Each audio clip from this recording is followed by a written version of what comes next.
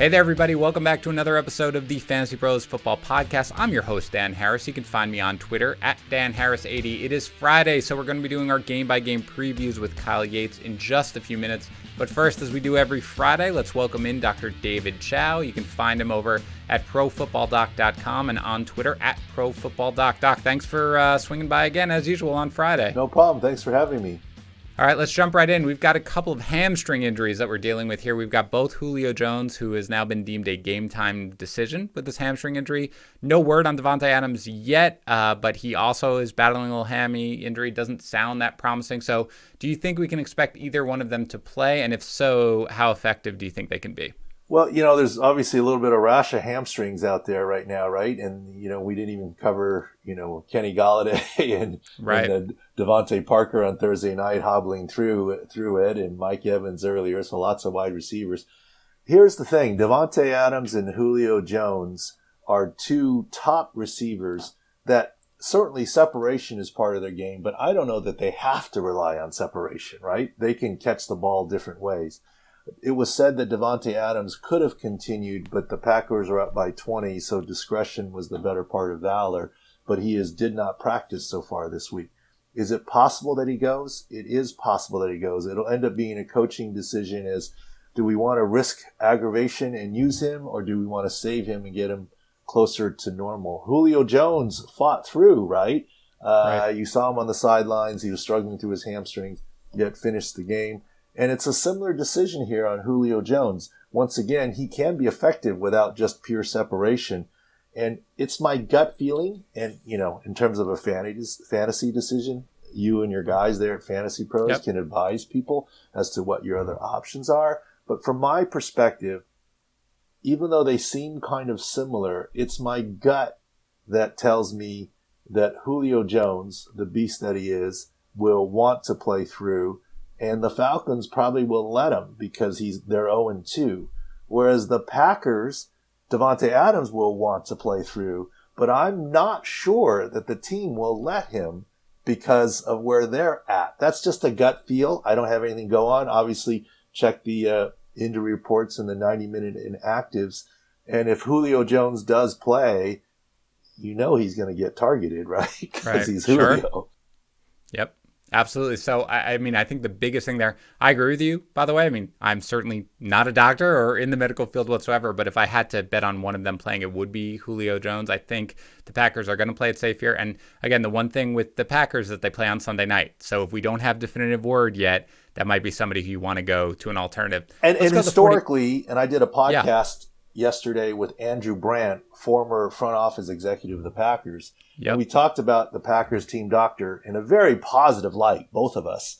And one of his hallmarks is to always recommend conservatism. So that's something else to factor in.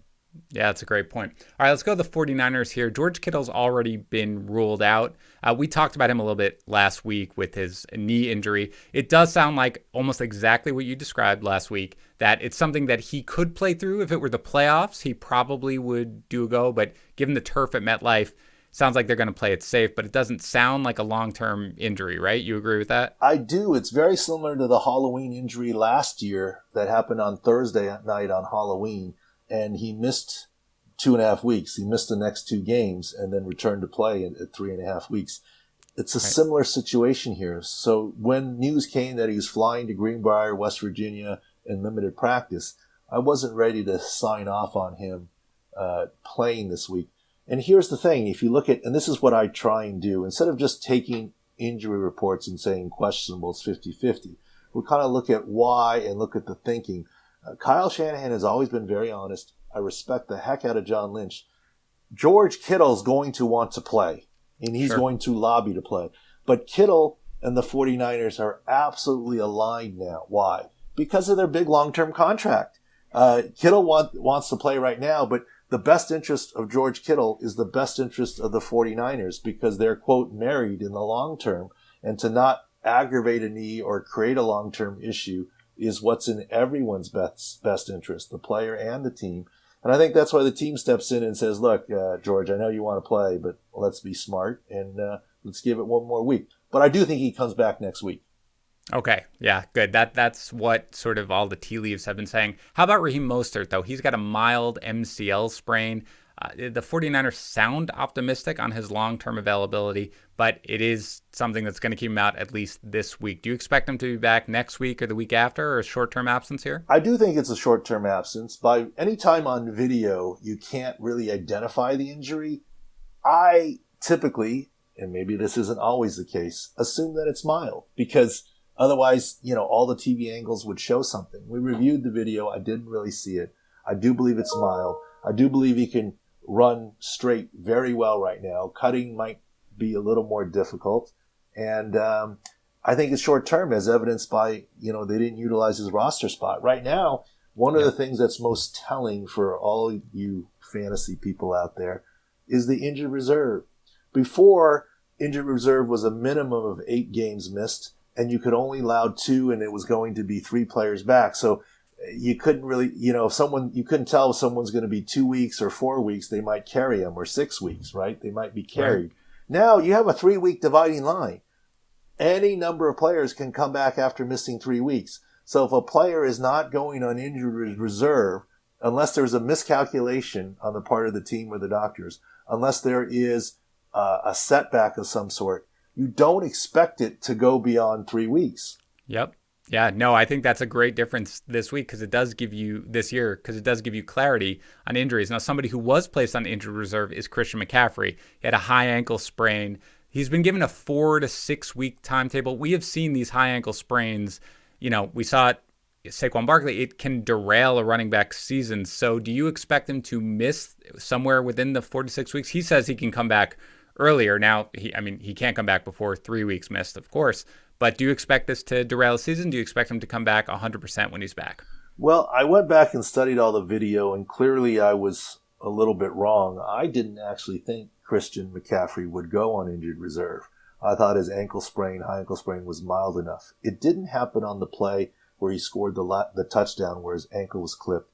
It happened a handful of plays earlier when Davante David tackled him and rolled up a little bit on that right ankle. It was a mild high ankle sprain. He looked great running the ball the next few plays, scored the touchdown and didn't come back. It is typical for high ankle sprains to potentially swell. That's why you want to be very careful. I thought he could come back before the 3-week IR, but obviously not now. So I was a little bit wrong here. I have to admit that, Dan. So to stay consistent, I still think he's on the shorter end of the 4 to 6. And I don't see it bothering him long term. Let's put it this way. I ended up with an inadvertent in the Scott Fish Bowl 0 running back strategy. And although there are no trades, if there were, I'd trade anyone for Christian McCaffrey right now. So don't give up on him. All right, good. So that's optimism then on his long-term value, which is great. And putting him on IR sort of eases the burden a little bit on fantasy managers, not only because they probably have an IR slot that they can put him in, but also because you don't have to worry about him trying to play through it and aggravate it. You can just go to a backup. So sometimes that's actually better for fantasy managers. Let's go to Jalen Reagor, who tore a UCL, I believe, in his thumb.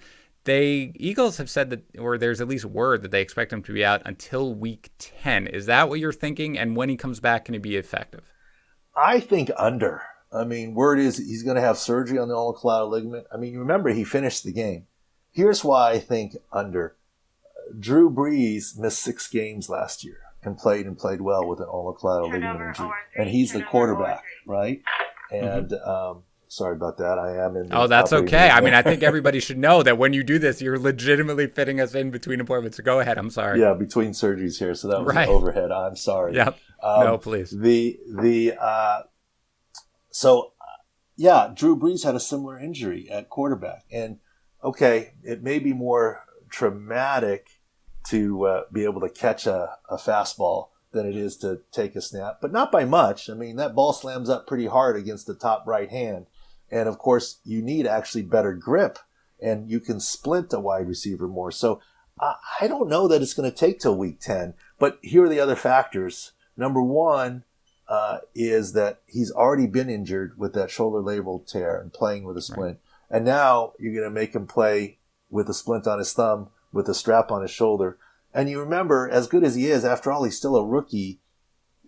trying to get used to the NFL. So it's hard enough for a veteran to play through one injury, but to ask a veteran to play through two, now you're asking a rookie to play through two. So maybe that's where he gets pushed off a little bit more, even though the Eagles have a host of injuries. Yeah, sounds like they're maybe trying to protect him from himself even a little bit. But what about another Eagles wide receiver here, Alshon Jeffrey? He is out this week, but he did return to practice finally this week. He had a Lisfranc injury. Just from my experience as a fantasy analyst, Lisfranc injuries are always scary. I feel like they have a wide variety of ways they could go. So how are you feeling now that he's back at practice with Alshon Jeffrey's, short-term chances of coming back? Well, I agree with your assessment completely. Hopefully I can assess fantasy like you just assessed medicine. Right. But in any case, finally, people have been asking about Alshon Jeffrey. Finally, a sign of a pulse. Finally, arrow up, right? Yeah. I mean, it was all DMP. It was just sort of endless. Now at least we have an LP. Now, do you go from LP to FP and playing? Yes, but when you've been DNPs for so long, it's not right. 1 week of LP means FP and means playing. So the fastest I think that you can expect, Alshon, is LP this week, FP next week, and then playing after that. But that's the fastest, and I don't know that that's realistic, right? Yeah. I mean, it may be a couple weeks of LP and then working his way back into it. Yeah. No, these injuries are tough, and he wasn't placed on the PUP list, so of course the Eagles seem to be expecting back, hopefully by week 5 at the latest. Let's finish up here with something that I've seen your stuff on. You've got great insight on, and that's the Tyrod Taylor injury, which, people who don't really understand are hearing this, and an injection, and he punctured his lung, and I can't believe it. This is insane. Justin Herbert's going to start, and I don't know whether or not Anthony Lynn has said that Tyrod Taylor is our starter when healthy. We'll see, but I guess talk a little bit about that injury and when we think Tyrod Taylor might be healthy from it. Well, on Monday, on my podcast, on the Twitter timeline at Pro Football Doc and through Outkick, I said that I hypothesized the, quote, punctured lung. But I didn't use the word punctured lung because I felt like it was inflammatory. It's a pinhole, and it is a known complication. Although I've done it maybe 100 times throughout my 17-year career. And Philip Rivers even called me this week after he saw some news and said what really happened, and we chatted, and we talked about all the times that I injected him, etc. And I can talk about it because he actually gave me permission to talk about it. But right. He had broken ribs on several different years in his career. And we did many different weeks of rib block injections to allow him to throw the ball comfortably and turn his body, but also take a hit without suffering a lot of pain. So the injections pregame are more common than you think. The complications from injections do happen. Most famous incident might have been in 2001, and I wrote about it on Outkick this week. Jerome Bettis, before a playoff game, his whole leg went numb after an injection when he was supposed to play, and he missed that playoff game. So it does happen. You try not for it to happen. But I purposely not said the doctor's name because I don't want him to get a ton of grief. The good news is he will be back and he will be 100%. There will be no long-term residual. But on Tuesday, before the Wednesday Schefter story broke, head coach Anthony Lynn said, Tyrod's my guy is what media's reporting. But what he said is Tyrod's my starter. But he said, if he's 100%, he's my starter, which is why I wrote the article saying that means it's Justin Herbert because in week 3, he won't be 100%. Now, even if he's 95, 99% from the small air leak in the lung lining, there's no way he's 100% from the rib. And there's no way anyone can expect him to take another rib block to play for week 3. So week 4 would be the earliest. But I think by week 5, Anthony Lynn's going to have to declare, hey, I'm back to Tyrod Taylor or I'm riding the new horse. And of course, there's room for him to say, well, based on 3 weeks of performance, I got to do what's right for the team. So he's got wiggle room there, and we'll have to see what happens. But of course, not this week, probably not next week.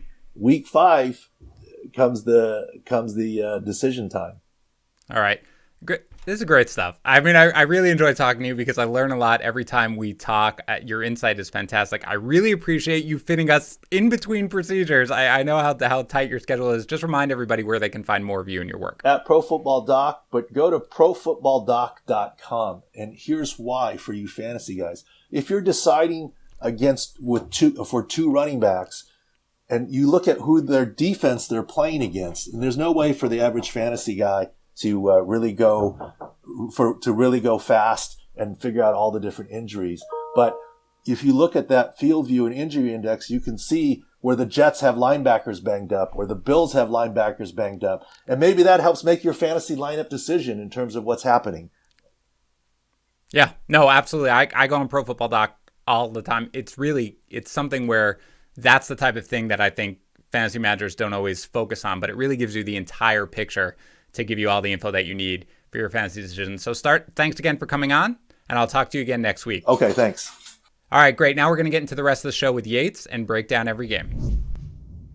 All right, guys, let's bring in Yates for my favorite time of the week, Dan and Kyle in the morning. What's up, Yates? How you doing? I'm doing a lot better than I was earlier this week. I mean, you can still hear it in my voice. I'm still feeling a little under the weather, but I figured it was time for me to get back to actually doing something here instead of just letting you guys carry the load. So, yeah, I'm back, ready to talk some football.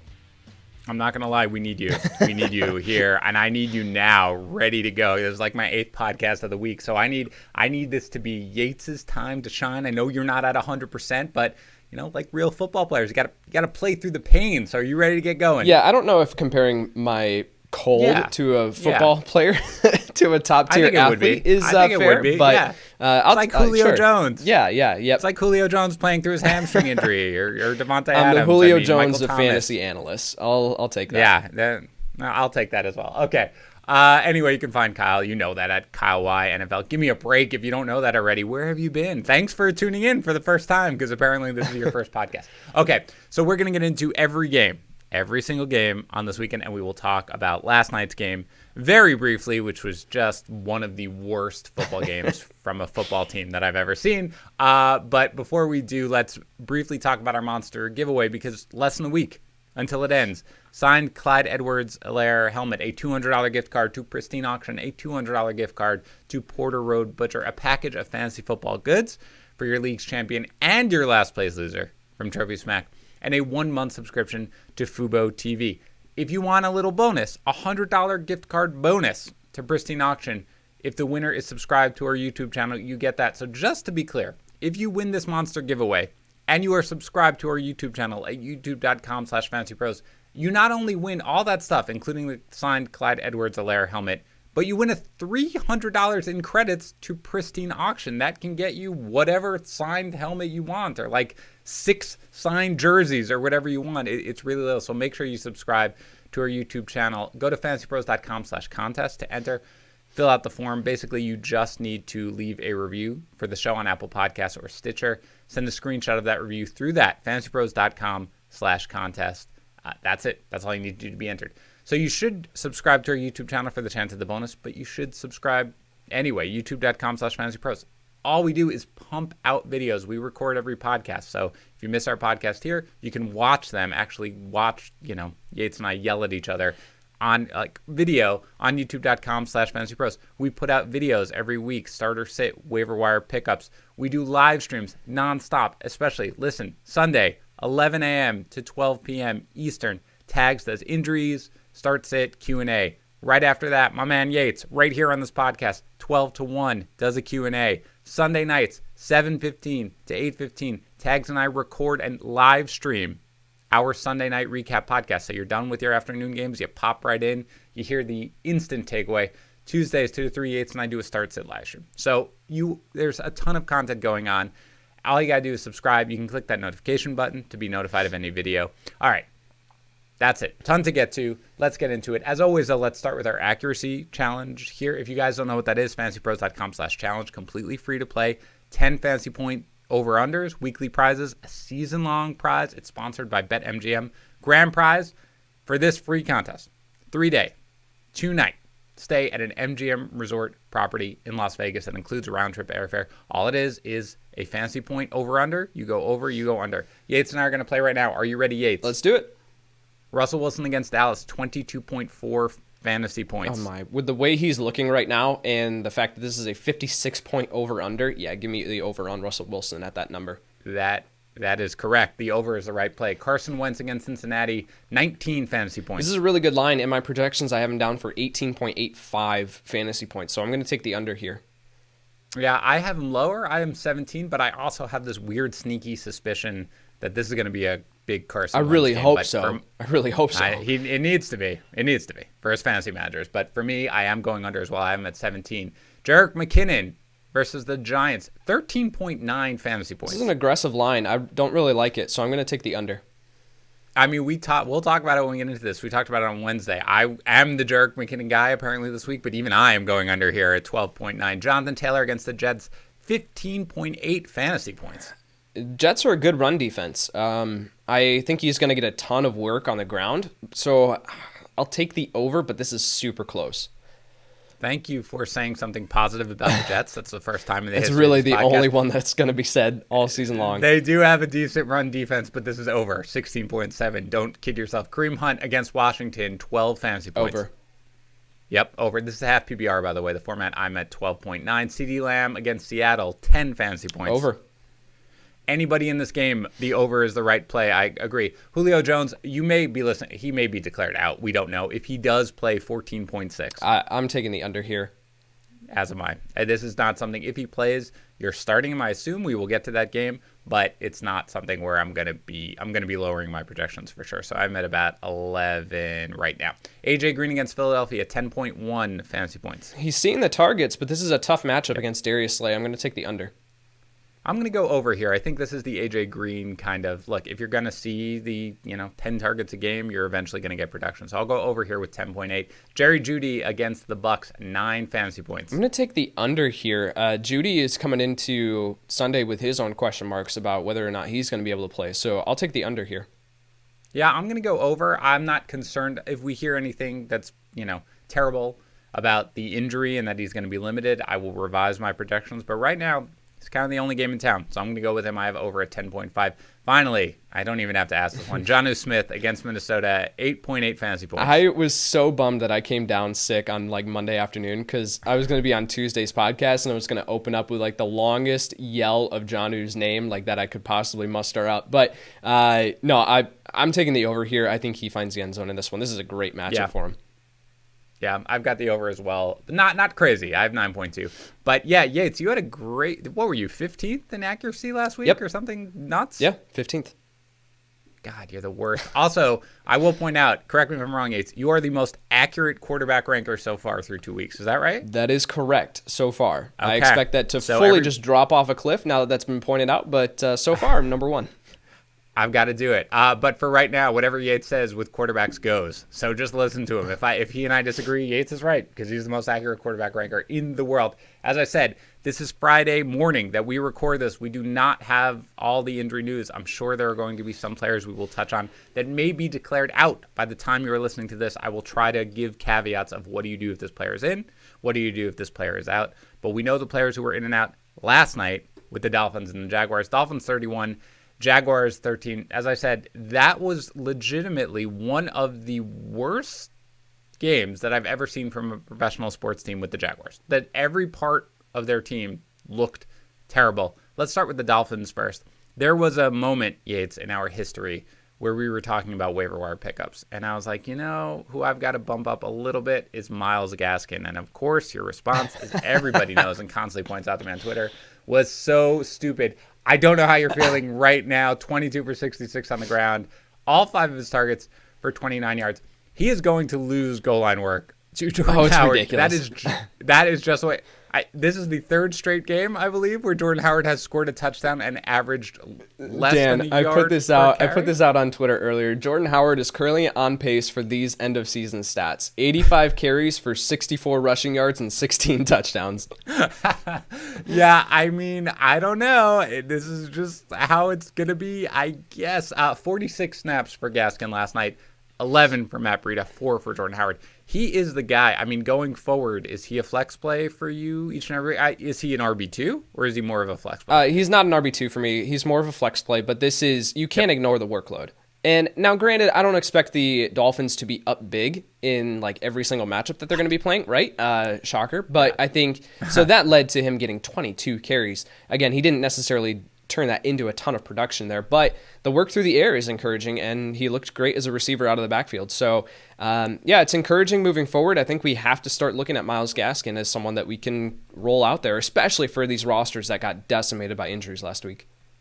Yeah, I agree. He's out of the RB2 conversation because he's not going to get the goal line work, and you kind of need that if you're going to be in that area. But again, 5 targets, 5 catches, 29 yards. They're, like you said, they're not going to play from ahead most games like they were here. They've got Seattle, they've got San Francisco, then they've got Denver. But if he's going to factor into the passing, he's just dominating the snaps, and he's earned it. He looks good out there. So if he's going to factor into the passing down work, you start him each and every week, basically as a flex play. Preston Williams and Mike Gesicki combined for 3 catches for 22 yards, but they both find the end zone, so they salvage your day there. And Devontae Parker, all 5 of his targets, 69 yards. Ryan Fitzpatrick throws for 2 touchdowns, runs for another.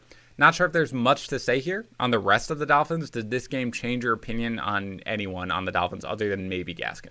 No, not really. Devontae Parker still seems to be battling through that hamstring injury, but he looked great, was still able to produce for you. And I was recommending him as a low-end wide receiver too this week, so that worked out. Preston Williams was someone that I was like, I don't see how this is going to be a good game for him, especially with Fitzpatrick looking at Isaiah Ford last week more than he did Preston Williams. Williams with that bad drop in the end zone. So that was concerning, but he did find the end zone, salvaged his fantasy day if he did roll him out there. When the Dolphins went up big in the first quarter, it was like, crap, here goes Mike Gesicki, right? Like, they're just not going to throw the ball there. And then he gets that one big play in the end zone that was like, okay, all right, I feel a little bit better about at least recommending him as a low-end tight end 1 option this week. So outside of that, no, nothing really changed. Myles Gaskin, though, it needs to be looked at as a flex option moving forward. Yeah, I was higher on Gesicki this week. And again, he probably would have had a second touchdown if there wasn't pass interference going on there. Right. Where the defender just kind of got on him. But yeah, Gesicki's a guy who you can just kind of roll out there. This isn't a terrible year for tight ends. Oddly enough, the first time I can say that in like 4 years. It's like, you got plenty of tight ends to choose from. Jaguars. Let's start with the positive. James Robinson. 1146 on the ground plus 2 touchdowns. 6 targets, 6 catches, 83 yards through the air. Rest of season, where do you have James Robinson ranked? I think right now I've updated it. I have him 18th. He's probably going to move a little higher once I update everything after this weekend. But, there's nothing negative to say here about James Robinson, right? This is a guy you can lock in your lineup as an RB2. He looked great. Like, we can't not talk about how good he looked on the field. That was a weird sentence, and I phrased that incorrectly. But anyway, he looked great. And I think that moving forward, we have to recognize what he's doing on the field and say that even though there is this perception of the Jaguars are not a good offense and that they're a bad team in general, like, he is still producing. He's getting goal line work. He's looking great on the field. So moving forward, like a RB2 at worst. I think he's getting the goal line work and he's he's cashing in. So I think we have to start talking about him as an RB2 at worst, potentially even higher than that. Yeah, I need to see exactly where he's going to come down. Like I said, I have him 18th right now. My guess is he's going to come, not quite RB1 status, but he's probably going to finish around 16th or something once I'm done, depending on injuries, of course, this week. For the passing game, no DJ Chark here. This does not sound like something that's going to threaten his long-term availability. Right. It sounded much more like he's banged up. It's Thursday night. They don't want to push him, so I would expect him to be back there. Was that why Gardner Minshew magic was over in this game, do you think? Just without, Chris Conley played a poor game. He dropped a bunch of passes. We expected maybe Shenault. We expected maybe Cole. Neither one of them was able to do anything. Minshew was just under siege all night. Is Minshew mania over here, or is this more of a no DJ Chark, no reliable pass game? Really have no idea what happened. Because looking at everything, all the stars aligned for this to be a great game for Gardner Minshew, right? And I had him as QB12 in my rankings going into this game. I was like, he's going to be a low-end QB1. Like, everything looked like he was going to produce. I actually had him ranked above Ryan Fitzpatrick in this one. And oh, sure. So, but I don't know. I literally don't know what happened where DJ Chark being out of the lineup, sure, that could have hurt, but yet, like, these are fine replacement options with Keelan Cole. Cole looked great. I mean, that grab on the sideline that he was able to get his toes in, that looked great. He's always shown the ability to be this star wide receiver. He's just never been able to stay on the field. Chenault came up with a huge couple of grabs. I don't know what Minshew's issue was last night. I think that, looking forward, and I don't think we need to necessarily write off Minshew just yet because next week he gets the Bengals. And this is a matchup that I think he can bounce back and be a low-end QB1, again, a streaming option. So I'm not ready to write him off just yet. I think this was just a weird game in general, but yeah, it didn't look great. No, it was terrible. He was under siege. He just didn't have the time to do it, and he did miss that wide open throw to Conley, right? Yeah. Which was a bad job. But again, even with how bad he looked, he threw the pick, almost another one. He fumbled. If he gets the touchdown instead of Robinson, like, it's a passable fantasy day. But either way, you're right, his schedule coming up is not terrible. Cincinnati, at Houston, then Detroit. So it's really not something. If you're rolling with Minshew, I wouldn't go crazy just yet. All right, let's get in here to the games this weekend. Let's start with the Raiders visiting the Patriots. Jacobs has missed practice so far for this week. I'm expecting him to play. I think it was a Monday night game. Right. He was just banged up. So I'm expecting him to play. If he doesn't, we can deal with that. But are you starting, assuming he does, are you starting anyone other than Waller and Jacobs in this game for the Raiders? I really don't think so. Looking at Ruggs and Edwards, like, neither of them produced last week. Renfro necessarily didn't either. I mean, Jalen Richard hasn't been involved. Devontae Booker has just been there as kind of this rotational piece. So Jacobs is getting a ton of work on the ground. Waller, oh my word, his target totals from last week. I'm not expecting this type of production from Waller again this week. I think Belichick is going to look at the offense and say, we're just going to take away Waller, right? Because then he's going to have to force the ball somewhere else. But the matchups with Stephon Gilmore on Henry Ruggs, it's just not one that I feel comfortable targeting. So I'm still starting Waller. You can't sit him after what he did last week. But I'm expecting, low-end tight end 1 numbers. And then Jacobs, a low-end RB1 numbers, too, against this matchup. So otherwise, Derek Carr isn't someone that I'm looking at either outside of like a QB2 league. That's kind of where I'm at with this offense. Yep, you have accurately described exactly how I feel about it. Waller's not a guy you're getting away from, of course, if you're rostering him, but this is not a game where I'm really excited about. I don't think this goes well for the Raiders. I really don't. I think this is a Patriots game for sure on every side of the ball. Out of curiosity, if Jacobs is out, are you starting any Raiders running back? No, I don't think you can trust any of them. That is correct. Go to the Patriots here. You're starting Cam. Oh, yeah. You're starting Julian Edelman. Out of curiosity, where is Cam in your quarterback rank? That's a good question. Let me pull that up. This is like a start state where we go through every He's game. At 6. He's at 6, Dan. That's good. That's fine. He's at 5 for me. Boom. I'm higher on Cam Newton. Julian Edelman, you're starting. Of course, anybody else on the Patriots you're starting? I think you can start Harry, but I don't think that you necessarily should expect anything more than low wide receiver 3 numbers. Low-end wide receiver 3 numbers. I think that, this is a matchup, like you said, you expect this to be a Patriots game.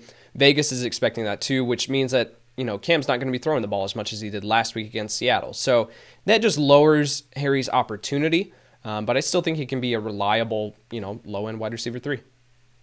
Do you have him ranked that way? Do you have him ranked as a wide receiver 3 right now? I have N'Keal Harry at wide receiver 45, so a little bit further down. Okay. So it sounds like you wouldn't start him as a wide receiver 3, but you might start him as a flex play if it's available. But you think he has the upside to be a wide receiver 3? Yes, correct. Yep. That's fine. I'm a little lower on Harry. I have him 52nd right now. Again, I said this on our Start Sit show. My Saturday nights, after my wife goes to bed very early because she wakes up very early to run, that is when I then update all my projections. I go through the news of the week. I see what everything is saying. So when I give you a number right now, it's in that range where it's going to end up, but it's going to move a little bit. So right now I have Harry 52nd. I might move him up and down a little bit, but he is a guy who I'm probably not starting this week, but we talked about on the waiver wire. He is a guy who I would like to roster because I do think he develops into that somebody else to get the ball to when they get down to the goal line other than Cam Newton just running it in. Any interest in Sony Michel here as a flex play, or are you just avoiding? You're just avoiding. Yeah, I'm avoiding all the Patriots running backs here. James White would be someone if we knew that he was coming back. But of course, after the tragedy that he experienced this past week, we don't know if he's going to be back. I doubt he's back. But yeah, he would be the one that I would consider. Otherwise, just without goal line work, none of these guys are really enticing.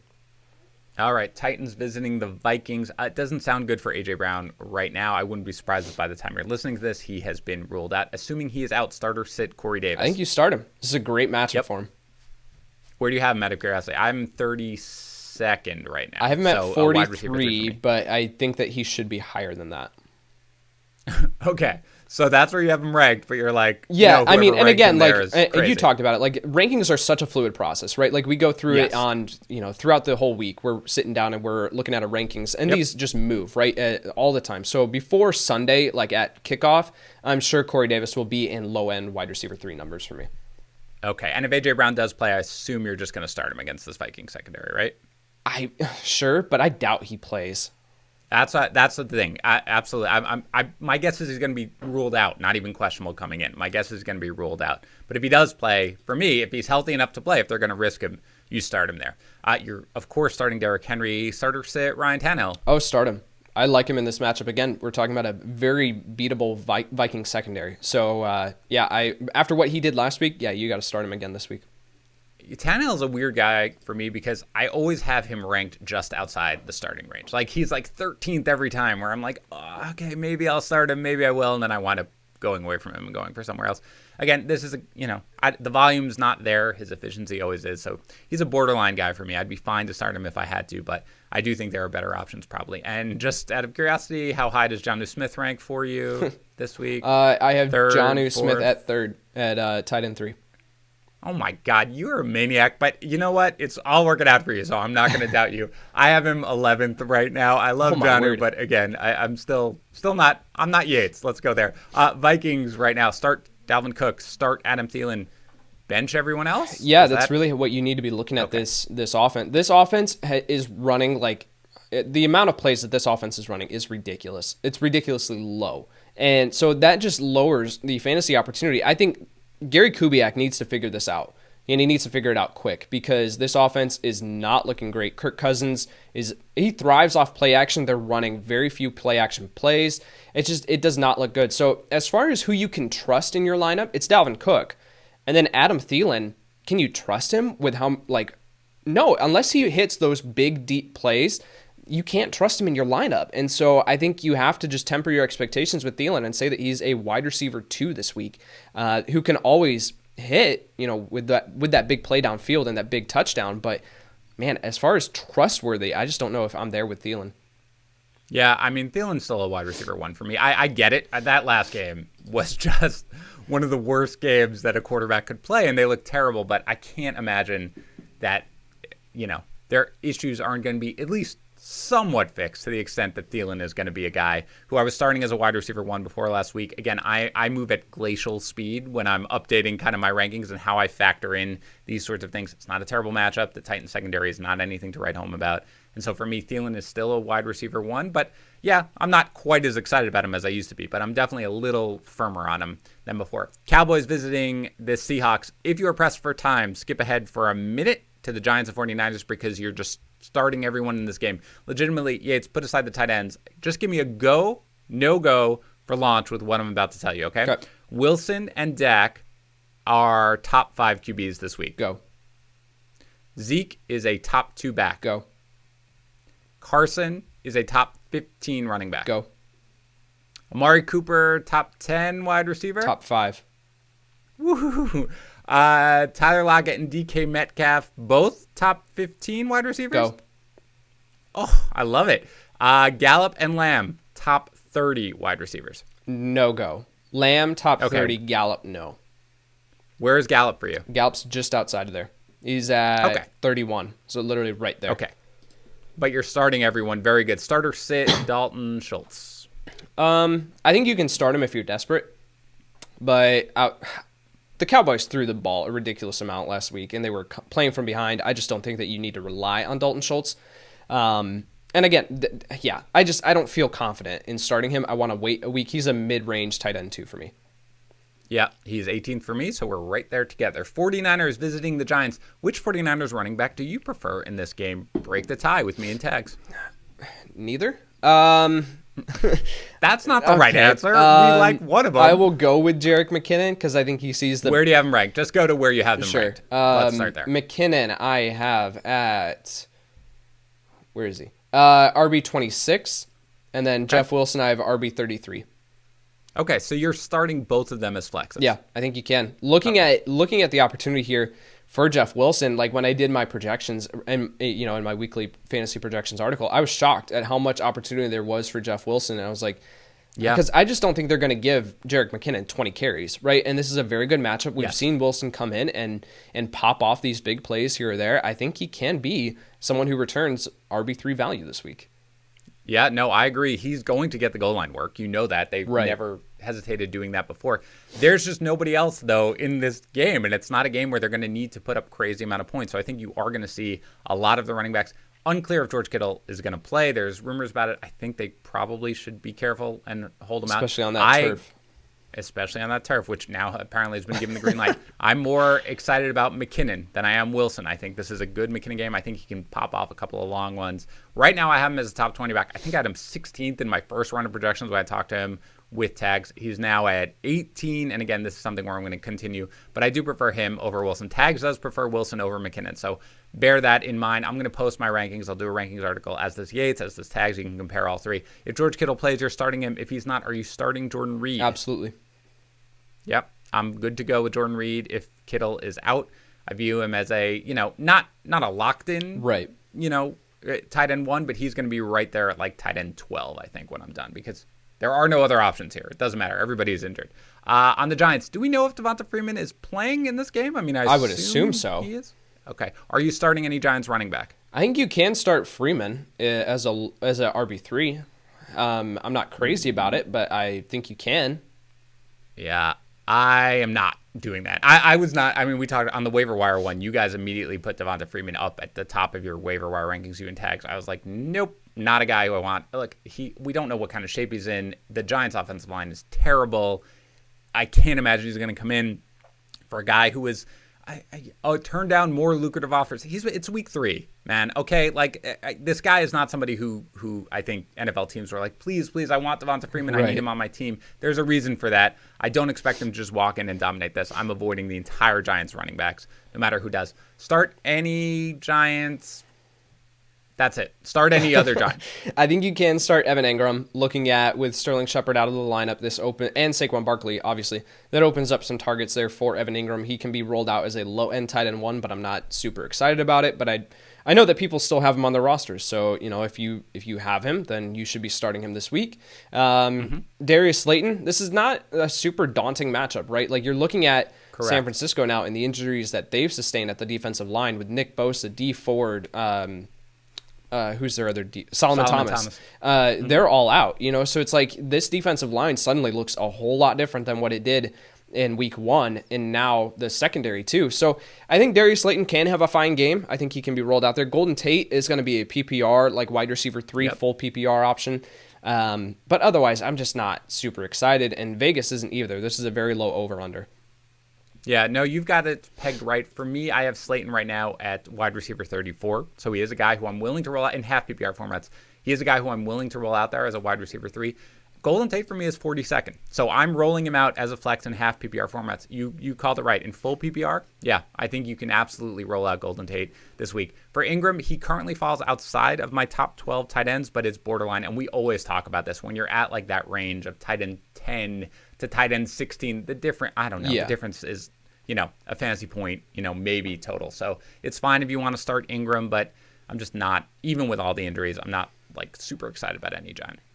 Lions visiting the Cardinals. Sounds like Kenny Golladay has a really good chance to return here. I'm going to assume he does, and if he does, you're starting him, I assume. Yep. Yeah, fire him up. Are you starting Marvin Jones if Golladay plays? I think you still can start Marvin Jones, but expect wide receiver 3 numbers rather than... And I mean, that's what he's been doing so far this year. He's been able to score, so he's like sustained fantasy value for you, but I still think that he has an excellent shot of returning to his like normal role in the offense, right? He's stepped into this Kenny Golladay role, and now I think he can step back into this 1B role and be that guy who can be utilized downfield. This is a matchup. Like, I was writing my article and I was like, this has a chance to be a sneaky shootout, and I hadn't looked at that point at the over-under. Yep. The over-under is ridiculous for this one. I think it's 54 points last I checked. I'm pulling it up right now. No, 55.5 points for an over-under. So Vegas is expecting points to go up in this one, and if that's the case, then you start the top options that you have. Yeah, right now I have Marvin Jones at 38. My guess is he's going to end my rankings within the top 36. So he is a guy who I think you can roll out there. Even at 38, you can borderline wide receiver 3. So I think it's fine to do. I don't think that bringing back Golladay necessarily hurts him that much in this matchup, but he also wasn't producing that much without Kenny Golladay. I said to fade Hawkinson long-term on the Tuesday show, which you missed, but I would start him here. Do you agree with that? Yeah. Okay, good. We're both starting TJ Hawkinson. Start or sit any Lions running back? I really want to sit all of them if I can. This is just a terrible... Who's the highest out of curiosity it's for you? Swift.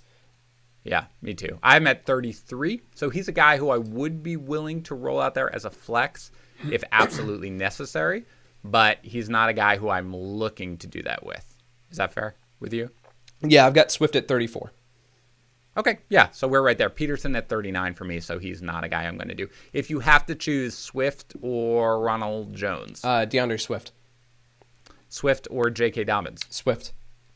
Okay, yeah, so I think we're basically in agreement right there. That's right around the range. On the other side, for the Cardinals, we talked about the over-under. Fire up Kyler Murray. Fire up Kenyon Drake. Fire up DeAndre Hopkins. If you do not roster them, play some DFS. Listen to our DFS show. You want to get them in your lineup. Any other Cardinal that you want to start in this matchup?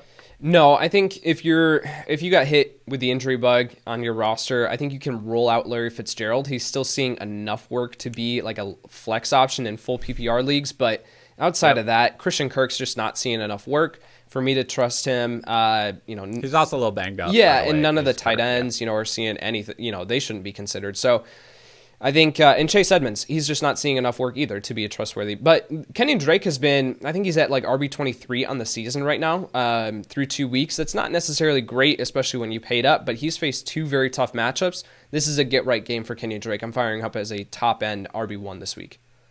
Absolutely. He is in the RB1 range. If you were watching YouTube, you probably saw my face when Yates mentioned Larry Fitzgerald. I love Larry Fitzgerald as a player, but he is wide receiver 60 for me and this week. So I would not go near him, nor may I. Yeah, and that comes with the caveat of like only if you have to, of course. right? Like I'm not sitting here going like, oh yeah, you should start Larry Fitzgerald in this matchup. But just like if you, DJ Chark, let's say that you had DJ Chark and he declared out, and you have to pivot, and there's not really many options on your waiver wire, I think you can roll in Larry Fitzgerald.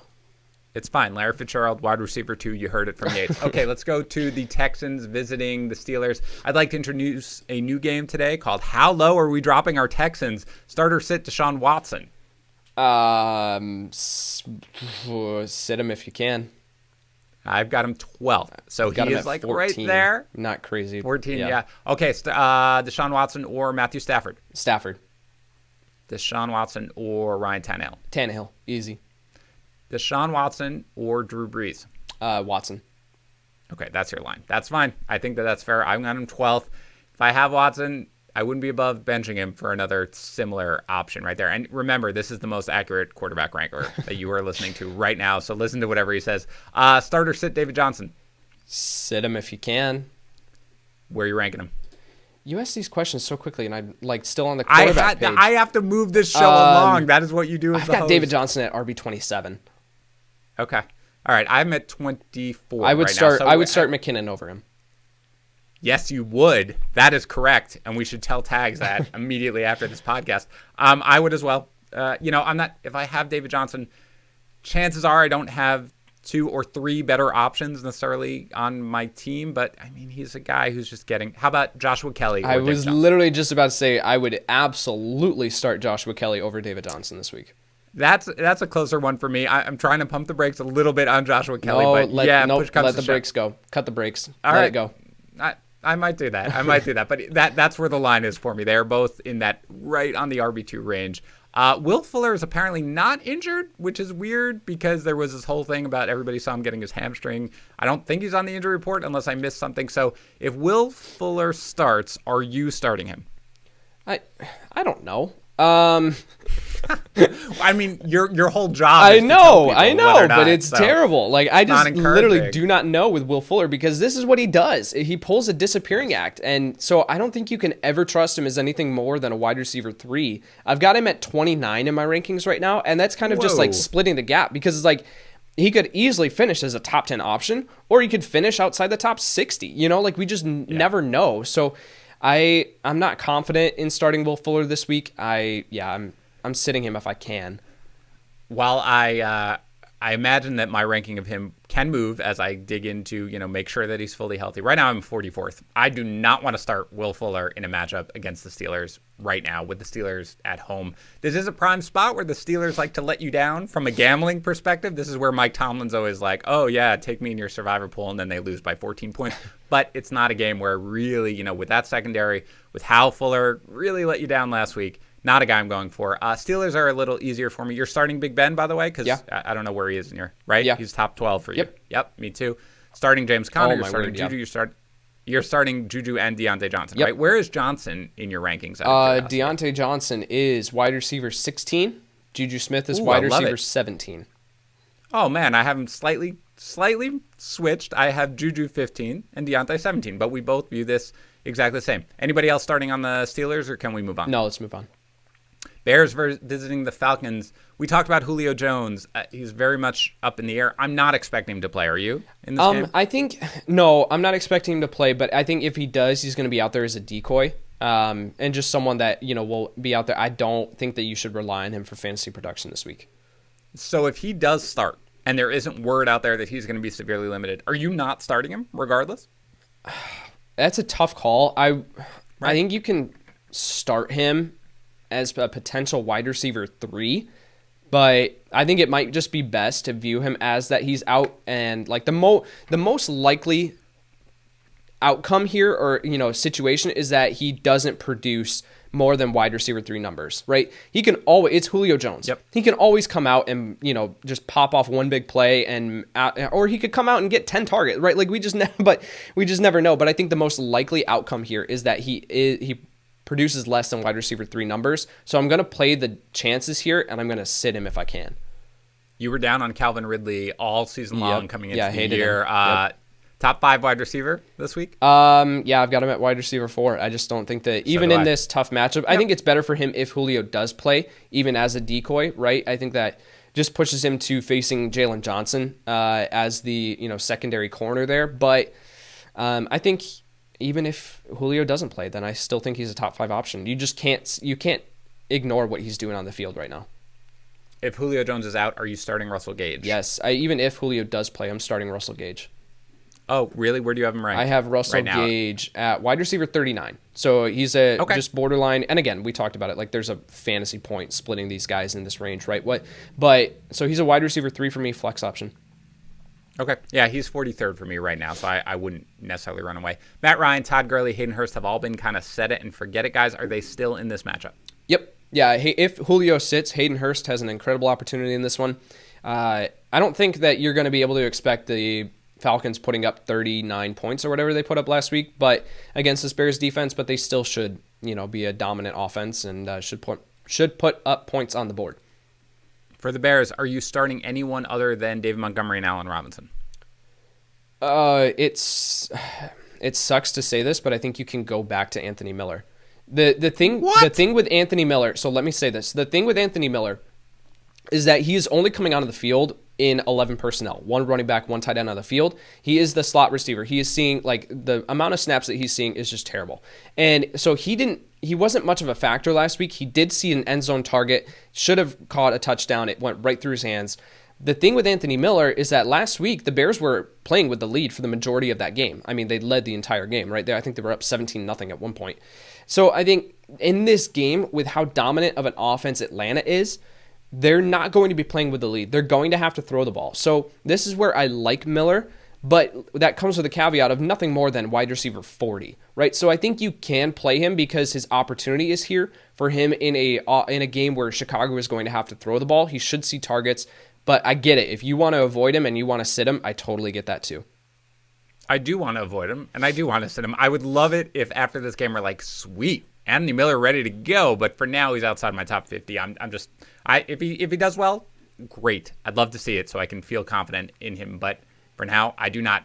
All right, let's pick up the pace and move at like whatever the highest speed that you can move is, because we got a lot of games to cover and not that much time to do it. Bengals visiting the Eagles. You're still starting Joe Mixon, right? Yep.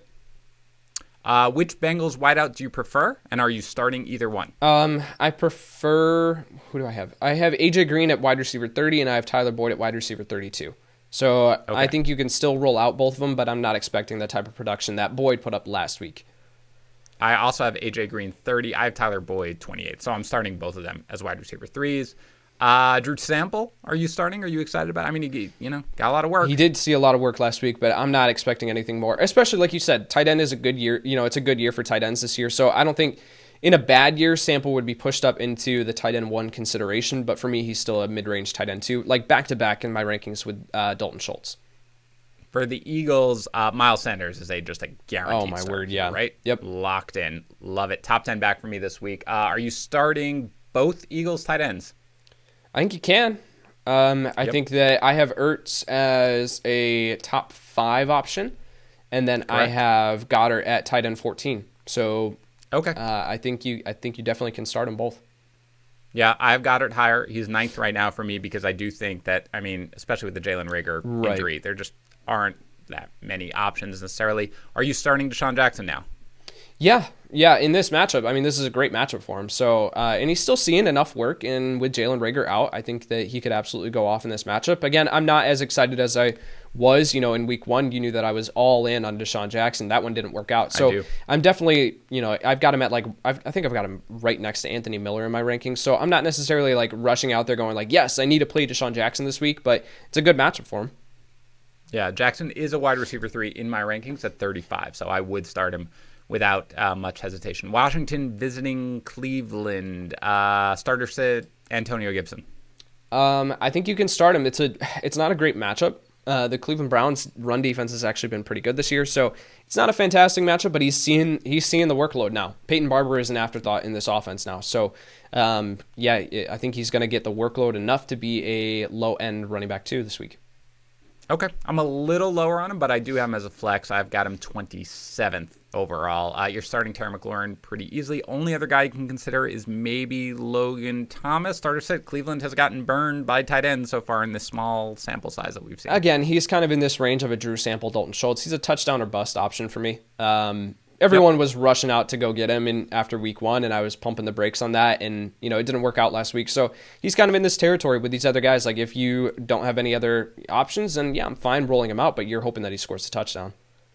Yeah, 16th for me, so not a guy I'm going for. He did see 9 targets last week, so that is what you want, and he runs a route on basically every single pass play. So if you're in a pinch, fine, but I'm not really desperate to do it. For the Browns, you're starting both running backs. You're starting Odell Beckham Jr., correct? Correct. Starter sit Jarvis Landry. Start him. I've got him as a low-end wide receiver 3 this week. Okay. That's exactly where I'm in the low 30s, and you're benching Austin Hooper, right? As you always were. Actually, I wasn't always. I'll own up to that. I was optimistic on Hooper last week with David Njoku going to IR. That one did not work out. Nope. I think Hooper at this point, he's just not seeing enough work. I've got him in that same range. We've talked about these guys back to back to back. I have a Dalton Schultz, Drew Sample, and Logan Thomas. For me, I'm not excited about him. Yeah, for me, I'm lower on him even than that. He's 24th in my rank. Oh, wow. I'm just not. I'd much prefer. Yeah, he might go up 1 or 2 spots by the end. But I'd much rather go after one of those guys that we've been talking about. Rams visiting Buffalo. Not the best matchup here for the Rams pass catchers, but Kupp, Woods, Higbee, I assume you're starting all of them? Yeah, they all belong in your starting lineup. They're not throwing the ball as much as they were last year. You're actually seeing them the amount of rushing attempts that they have each game is ridiculous comparative to what they had last year. But in this matchup, I think you still have to start them. It's not a great one, but with where you've drafted them and what they've been doing on the field, you have to start them. Sounds like Malcolm Brown is going to play here with his finger injury, so starter sit Darrell Henderson. I'm starting him. I don't expect Cam Akers to play. At this point, we could have more news by the time that people are listening to this podcast, but on Friday morning, we don't have any more news other than the fact that he's missed practice this week. So I'm not optimistic on him playing, and if that's the case, then Darrell Henderson becomes an extremely intriguing option. I think I have Henderson at RB25 in my rankings, and I have Malcolm Brown at RB35. Okay. Yeah, we're not that far off. Right now I have Henderson at 29, but I think once Akers is officially ruled out, he will pop up a little bit, and I have Brown at 36. So I think we're right there in the same spot. For the Bills, you're starting Josh Allen. Tough matchup for both receivers, but you're not benching Stephon Diggs. How about John Brown? I think you can roll him out as a boom or bust option there. Based on how Allen has looked, though, and what he's doing through the air and how many... This Bills offense is completely different than what we were expecting and projecting. So Brown is seeing a ridiculous amount of targets. He's seeing those deep shots downfield. I'm not expecting the type of performances that he's put up in week 1 and 2, but yet I still think you can roll him out there as a wide receiver 3. Yeah, I've got him right now at 37. He'll probably end up, 1 or 2 spots higher. So I think you can fire him up as a wide receiver 3. The one piece of injury news that we do have right now is that Zach Moss has been ruled out with the toe injury. So we mentioned it briefly before we started recording. Fire up Devin Singletary? Yeah, I'm not super excited because I think the goal line touches still go to Josh Allen. When they are in the red zone, and Aaron Donald can single-handedly destroy the Bills' running game. So I think Singletary has looked fine. His efficiency has bounced back. But I think this is just someone that I'm expecting RB2 numbers. He'll probably slide in just above Antonio Gibson for me, probably at RB24 is probably where he'll land in my rankings. Yeah, he's going to be an RB2 for me. Singletary or David Johnson? Singletary. Yeah, I think I'm going to wind up there as well once I rerun my projections. Jets visiting Indianapolis. Great headline. I don't remember where I saw it from one of the Jets beat writers, which was like the article was Jets looking for, quote, anyone with a pulse in wake of injuries, which is accurate. You're not starting any Jet right now, right? Nope. Okay, right. Correct. Move on to the Colts. Jonathan Taylor, you're starting, of course. Talk to me about your wide receiver rankings here for the Colts, because I know, again, coming into the season, higher on Paris Campbell, who's now on IR, higher on Michael Pittman Jr., lower on T.Y. Hilton. So how do you have them ranked this week? Yeah, I'm not necessarily super excited about any of them. Just looking at the game script and expecting the Colts to be running the ball way more than they're throwing it. It doesn't lead to a ton of opportunity. I have Pittman at wide receiver 47 right now. And I have I'm at 46. Way to be. Yeah, and I have T.Y. Hilton at wide receiver 51. So I'm... What? Yeah. I mean, look, I don't understand your love for T.Y. Hilton. Okay. Hilton has played terribly so far this season. 100%. He's played terribly. He should have had a touchdown pass. I don't if the sun got in his eyes or whatever. How many people can we say that, though? How many players in the NFL can we say, oh, they should have had a touchdown catch? You're absolutely right. I'm not going to defend what he has done in the first 2 weeks, but it's still T.Y. Hilton. I have seen enough from him in his career, and he is the wide receiver 1, especially with Paris Campbell out. You know what? I'm calling it. Who do you think it is? Pittman? Yeah. No, dude. No. Pittman, absolutely not. Okay. I'm pulling up the stats from last week because I think Pittman might have out-targeted T.Y. Hilton last week. I think they both had 6, if I'm remembering correctly. I know Pittman had 6. Sorry if this goes long. This is if you talk about Colts wide receivers and Yates and I are in the same virtual room, there will be fighting because that is how we work. You can look it up. While you're looking it up, I'm going to talk. Okay. T.Y. Hilton, that I agree that it's not necessarily going to be a game where they throw nonstop, but they're going to be enough targets right now for T.Y. Hilton. I'm calling the T.Y. Hilton touchdown. I'm calling the T.Y. Hilton touchdown this week. Pittman, he is right 6 targets. T.Y. Hilton, 5 last week. Okay, all right, fine. There we go. We targeted him in he's the one wide game receiver without Paris 1. Campbell. It's fine. All right, he's your wide receiver 1. We are vastly different. I have T.Y. Hilton at wide receiver 25, and I've apparently just called 25. So yeah. 25, how can you feel confident with someone who just put up 3 for 28? I think this goes to our philosophy, against the Vikings. Which is, I understand. This goes to our philosophy, which is I move at a glacial speed. Okay, I have not seen enough to move me off T.Y. Hilton where I had him coming into the season. It's been a bad start. They have no preseason games. There's going to be rust. I think it's going to be fine. And Hilton, T.Y. Hilton's last 3 seasons have been rust. Okay, but all right. We can go into Jacoby Brissett. We can go into everything. But you know what? This is an offline conversation because we got a podcast to move to right now. Are you starting, if Jack Doyle is out, are you starting Mo Alley Cox? My word. They're all in the same range of a Logan Thomas, Dalton Schultz. Like, they're all in the same range where Mo Alley Cox has always had the athleticism to be a fantasy relevant player and option. But he's just someone that not ready to trust yet, I think you can roll him out as a mid-range tight end too. He's in that same range that we're talking about, right? This whole thing, right? We've got Drew Sample and you've got Logan Thomas. It's like these guys are all interchangeable at some point. If you're desperate, you can go ahead and roll them out. Panthers visiting the Chargers. Starter sit Mike Davis. I'm sitting him. Okay. Where do you have him ranked? I'm going to ask that every time. I know, and it catches me by surprise every single time. I have Mike Davis at RB 31. So it's kind of splitting the difference here. I think you can roll him out there, but and especially too, I have to take this into context. Like the amount of injuries that have happened to the running back position that are pushing these other guys up the board.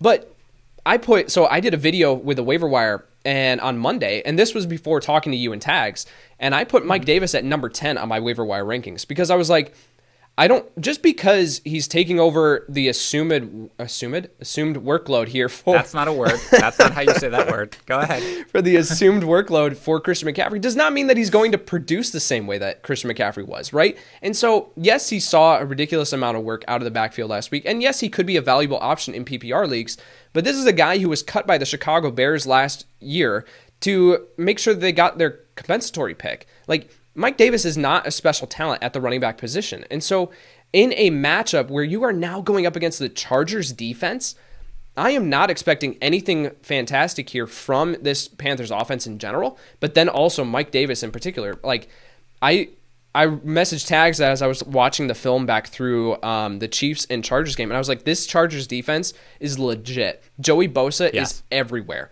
And so I just think that there's not going to be much opportunity here or much running room for Mike Davis. I'm just not excited about him this week. I have so many things to say, but we don't have time for all of them. I guess very quickly, I would not take into account what the Bears do with their roster to affect my opinion on any personnel, because otherwise I would love every quasi-rosterable tight end that they sign, number one. Number two, nobody's expecting Davis to be Chris McCaffrey. Of course not. If we were, we would be ranking him as a top 5 back. I'm 25th. I do think that the volume is just going to be there. And we talked about it. He was my number one waiver wire pickup this week, especially if you need something, because I do think his volume is locked in. It is a terrible matchup for this week. So it's not something where I'm going crazy over. He's going to be probably outside the RB2 range or borderline with it, but I'm still firing him up because I do think that he showed his pass catching chops. And I think that when you have that floor in a half PPR league, in a full PPR league, you want to roll him out there. Very quickly, DJ Moore, we're starting DJ Moore. I'm lower than consensus, and I talked on Wednesday how I had him 21st. I've slowly been moving him up because I mentioned him. I think he's going to get Casey Hayward. That's not good, but I think the targets have to go somewhere, and there are going to be targets. So I have been slowly moving him up. Very quickly, starter set Robbie Anderson Yates. Robbie Anderson is a wide receiver 5 throughout the first 2 weeks of the season. So, but in this matchup, I'm not expecting anything great. I have him at wide receiver 35. Yeah, I'm 40. He's probably going to get shadowed by Davis. It's not a great matchup. For the Chargers, Eckler is a monster start. Oh, my word. We like Joshua Kelly, right? Yep. That's what we said. Yep. Okay. Keenan Allen and Hunter Henry, both obvious starts here. Yeah. Keenan Allen at wide receiver 23. He looked back on track with Justin Herbert behind center, who's going to be starting this week. And then Hunter Henry, it's all going to come down to if he gets the touchdown. I just expect the scoring to come through the ground game in this week, which is why I love Eckler and love Joshua Kelly. So I don't know if there's going to be enough opportunity here for Hunter Henry to find the end zone, but if he does, then he vaults up into top 4 consideration. I've got him at tight end 7 right now. Yeah, I have Allen at 23 right there, and I think I have my rankings exactly where you do. How about Mike Williams, real quick, starter sit? Sit him if you can. Yep, I'm 45th, so not a guy you really want to get there. That's exactly where Denver, I have him, Dan. This is very bizarre. Our rankings are identical because we're both geniuses. Bucks visiting Denver. You're starting both wide receivers with Godwin back and Mike Evans. Break down the running game for me, please, because Tags was very mad at me at how high I had Leonard Fournette. I have Leonard Fournette at RB22, and I have Ronald Jones in the basement. Yes. I have no idea where I got him, but I do not. This is why you have to be on the podcast more. Be like, you can't go sick on the start and sit shows where it's supposed to be the three of us, because I'm fighting Tags by myself and I need the voice of reason. I completely agree. I have moved Fournette down a couple of spots. He's still 21. I had him higher than that, but I'm not buying the Bruce Arians talk right now. Yeah. Over Rojo. I've heard Bruce Arians talk enough. Right. Let's go to the Broncos. No Cortland Sutton, no Drew Lock. Tough matchup. against running backs with the Bucs here. Who are you starting on Denver? I assume you're still rolling out Melvin Gordon? Yep, Melvin Gordon is a low-end RB2. I put out on Twitter earlier this week that I would rather start Joshua Kelly against Carolina than Melvin Gordon against Tampa Bay. This is not a good matchup for him, and especially now when you factor in that they have a backup quarterback. I'm not expecting great things from this offense. Vegas isn't either, so Melvin Gordon, a low-end RB2. He's going to see the workload, but it's just going to matter what he does with it. And then outside of that, Judy is a fine wide receiver 3 flex option if he does play. Yes. KJ Hamler is a bench stash right now. He saw the workload last week, but I just don't think that you can rely on him necessarily for your starting lineup just yet. Yep. No, I agree with that. How about Noah Fant? Oh, Noah Fant. He's a locked and loaded tight end 1 option this week. Packers visiting New Orleans. We're not expecting Michael Thomas has all but been ruled out already. I'm not expecting Davante Adams to play here. I'd be surprised if either one of them suited up. You're starting Aaron Jones for the Packers, even if it's a tough matchup, of course. Start or sit Aaron Rodgers if Davante Adams is out. I have Rodgers just outside QB1 range for me, so I think there are better options. Like I would rather start Ryan Tannehill against Minnesota than Rodgers against New Orleans. Okay, if Adams is out, start or sit Marcus Valdes-Scantling or Alan Lazard. I don't think you can look their way, honestly. Yeah, I'm just not excited about either one of them, especially with the matchup against these Saints corners. Just not one that I'm excited about. I would probably, if Adams is out, have Lazard as like a very, very borderline flex. MBS a little bit lower, probably in the 40s somewhere. But I'm trying to find other options if I can. For the Saints, you're starting Alvin Kamara, of course. Are you starting anyone else on the Saints? And it is not lost on me that I'm asking that in a game where Drew Brees is playing at home on prime time. Anyone other than Alvin Kamara do you start for the Saints? You can roll out Traquan Smith as a flex option. He saw enough work last week to make me feel confident. I know you're going to say that you start Emmanuel Sanders, so... no, I'm not. I don't know anybody who would have ever said that. Stop saying that. Traquan Smith can be rolled out there. I'm willing to roll out Latavius Murray again, especially when you look at again, we talked about it. If we're considering Devonta Freeman and Mike Davis because of the injuries that have been suffered at the running back position, the Saints in week 1, let me pull this up. So the Saints in week 1, in the game that they won against the Bucs, threw the ball 31 times and they rushed the ball 34 times. Last week against Las Vegas, where the game got out of hand, they threw the ball 38 times and only rushed 19 times. Yep. Latavius Murray, 15 rush attempts in week 1, and then just fell off a cliff last week because he was game scripted out.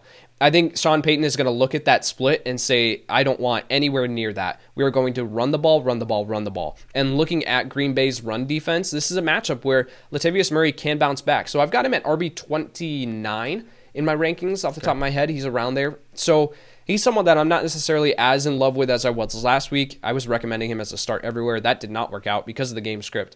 But I think that you can roll him out there and expect RB3 production. I'm going to equate Murray right now to more of how I feel about Anthony Miller. I could see this being a really good game. I wouldn't mind sort of if I had a really deep league being forced to play him, but I'm not playing him. I've got Murray right now at 43, given what we saw last week. Wouldn't surprise me if he has a much bigger game closer to week 1, but I'm not willing to risk it. For Traquan Smith, he is higher than Sanders for me. We've joked about Sanders enough. Traquan Smith is 41 for me. So that's like a flex guy who you can throw in there, but outside the wide receiver 3 range. Emmanuel Sanders is 48. I mean, if you're in a really deep league, fine, but not somebody I'm really going after. Chiefs visiting the Ravens. Hold on. We didn't touch on Jared Cook. We didn't touch on Jared Cook. Yes, I was. All right, go ahead. Low end tight end 1. Low target totals last week, but he found the end zone. That's always what Cook has been, is low target totals, and he somehow finds the end zone every single week. So he's a touchdown or bust option, but yeah, low end tight end 1. Yeah, I've got him 12th. I didn't even ask because I assume you're always like, I hate Jared Cook. I'm never starting Jared Cook, whatever. But like Emmanuel Sanders, sometimes you don't fully get the Saints offense. Anyway, Chiefs visiting the Ravens. Tough matchup. You're, of course, starting every notable guy, Mahomes, Edwards-Helaire, Hill, Kelsey. Any hesitation with any of those guys and anybody else on the Chiefs worth starting? No, I don't think hesitation is the right word. I just think that you need to manage your expectations, that you can't expect any of these guys to necessarily go off. Now, they could do it on the back of touchdown production because I do expect points to go up in this one, but as far as like their target totals and like receiving yardage, these are 2 very good defenses. And so I don't think that you can expect necessarily locked and loaded top 5 production from Tyreek Hill, Patrick Mahomes, Lamar Jackson, of course you can because of his rushing ability. But and Travis Kelce, he's a top 2 start every single week. How about Mark Andrews? You're good with him. Oh, right? yeah. I wrote in my player notes, I wouldn't be surprised if Kelce and Andrews finished as the tight end 1 and tight end 2 this week. How about Hollywood Brown? And I believe, just to be clear, yeah, I do have Travis Kelce ranked 1, Mark Andrews ranked 2. How about Hollywood Brown? I like him this week. The Ravens are going to need to throw the ball more than they have previously, and so that creates more and more opportunity here for Marquise Brown. I have him at wide receiver 15. Wow. Okay, that's high. Yeah, I'm at 20. I thought I was high. Very good. Wide receiver 15. I think we both view this game very similarly. What about the running backs here for the Ravens? It's Ingram. And then I am sitting Gus Edwards and J.K. Dobbins. And where is Ingram in your rankings? Ingram is at running back 17. Again, talking about looking at this game and saying that, again, the Ravens are going to need to stay in this a little bit more than they have in the first 2 weeks. So I'm expecting Ingram to stay on the field more than he has, which means that Gus Edwards is not going to see 10 carries in this game, most likely. J.K. Dobbins is just a rotational piece at this point. So Mark Ingram has the scoring opportunities in this one, so I expect him to return solid RB2 production. All right, that's definitely higher than I have him. I have him as a borderline RB2, but I'm still rolling him out there. I mean, if I drafted, a lot of people are disappointed in Mark Ingram. I don't know what you expected. Guys, like, this kind of is what he's going to be. He's not going to dominate the carries. He didn't last year. He's going to score touchdowns. You can start him. Feel good about it. Don't be crazy. All right, that's it. Good work, Gates. Way to power through the sickness. I forgive you for leaving me alone with tags on our Wednesday Star Sit show. And clearly, we were right there in the way we view a lot of things, so I could have used the help. Reminder, Sunday morning, go to youtube.com/FantasyPros, 11 to 12 tags, 12 to 1 Yates. If you follow us on Instagram, @FantasyPros, I do a takeover and I answer your start sit questions from 10 to 11. We have it all covered for you Sunday morning. Have a great weekend. I will talk to you in a couple of days. Thank you for tuning into the Fantasy Pros YouTube channel. Don't forget to tell us what you think in the comments section below. And while you're there, don't forget to hit the like and subscribe buttons so you can stay up to date on all of our future content.